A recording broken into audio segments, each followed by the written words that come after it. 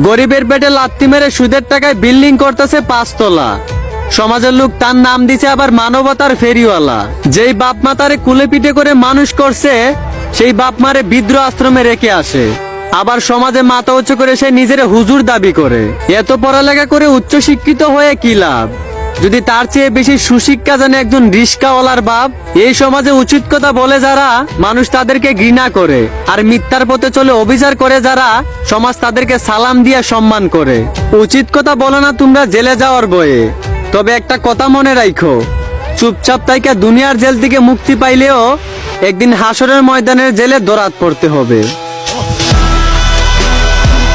যুব সমাজের 30 থেকে 35 বছর আগে বিবাহ করলে বিভিন্ন সমালোচনার সম্মুখীন হতে হয়। একটু খেয়াল করে শুনবেন, যুব সমাজের 30 থেকে 35 বছর আগে বিবাহ করলে বিভিন্ন সমালোচনার সম্মুখীন হতে হয়। অথচ ওই সমাজে 18 থেকে 20 বছরের ছেলেমেয়েরা একাধিক অবৈধ সম্পর্কে জড়াইলেও ওইটাই সমাজে ইগনোর করে চলতে হয়। আমাদের সমাজের শিক্ষিত মানুষগুলা শিক্ষার্থীদের বইয়ের পাতার মাধ্যমে সমকামিতা শিক্ষা দেয়।